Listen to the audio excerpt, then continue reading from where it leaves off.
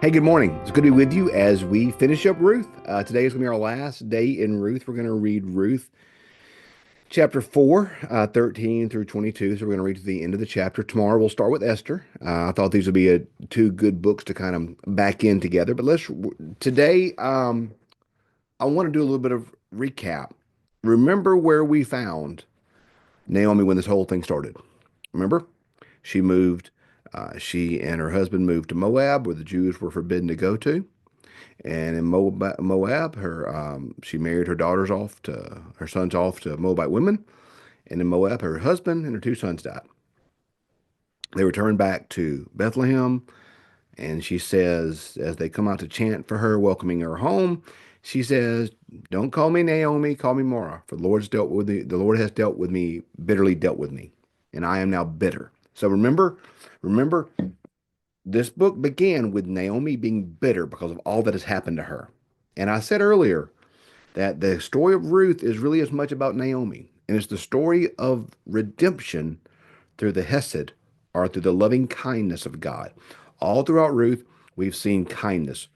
Uh, Ruth's kindness to Naomi over and over and over again, but also Boaz's kindness to Ruth, Ruth's kindness to Boaz. We're just seeing so much of this loving, redemptive kindness that is, in a way, it is God's kindness displayed through people. So that's where we start off. Ruth, Naomi, bitter, back home, widow, no husband, no children, no nothing.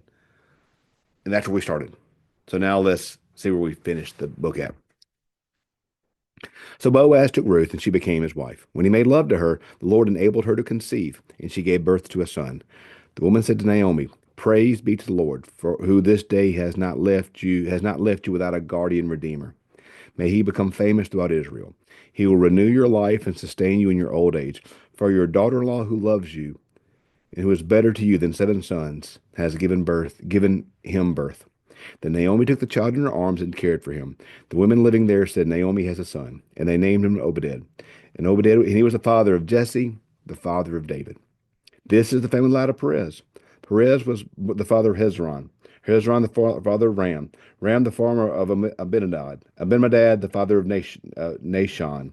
Nashon, the father of Salmon. Salmon, the father of Boaz. Boaz, the father of Obed. Obed, the father of Jesse.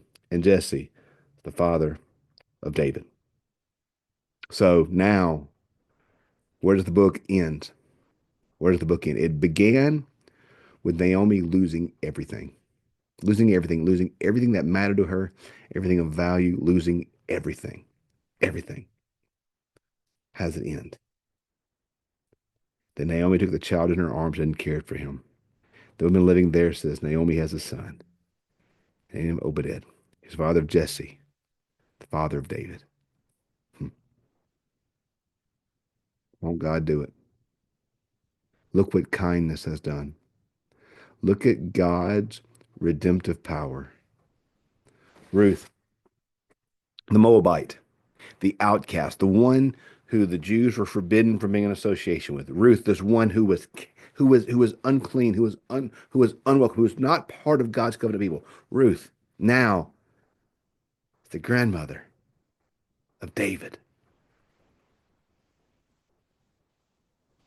Boaz, this one that was older, who when he says to Ruth, "Oh, blessed are you because you did not chase after the younger, but you desired me older." Now he is the grandfather of David. Naomi, this one who has lost everything, who has become bitter, who has become lost it all. Now she is the great grandmother of David. If we were to keep the line going, who is from the line of David? Jesus. Jesus. Naomi now has gone from having lost everything, having nothing, having lost it all, nothing that she has, she's lost it all, to now, because of kindness, because of Ruth's kindness to her and Boaz's kindness to Ruth and Ruth's kindness to Boaz. Now she is the the great grandmother of David, who is what they call Jesus so often in the Gospels, the son of David, this great king of Israel. Ruth, who was outside the kingdom, outside the people, outside of the lineage, outside of the covenant community now, is about as inside as you can possibly be, for she's the grandmother of David. Boaz, who had nothing, who Boaz, who was a had a great had a great, he had property and things such as that, but had no lineage. Now, it's the grandfather of David. God's redemption is powerful and great. God's power to redeem is powerful and great. And the way God redeemed in this story is through that kindness. And friends, I think that's the way that we're going to redeem the world. I think that's the way the world will be redeemed. It's through kindness. It's through the Hesed, the redemptive kindness of God. Um, in a world that is mean and angry, in a world that um, where a world where people look past each other, don't value each other, do not see the humanity each other. I'm reading, I'm listening to a podcast now that's based off an article about how we become so isolated. We become it's called the antisocial century because we spend so much time alone. And it said how we actually spend time with close family. We spend time online with people that are far away, but that middle closeness of community, of church, and of social events and schools like that, we're losing that. And what means that happens is we become hardened. When we're only exposed to online stuff who agree with us all the time about everything, we're only exposed to our individual family that are ours. It is our community.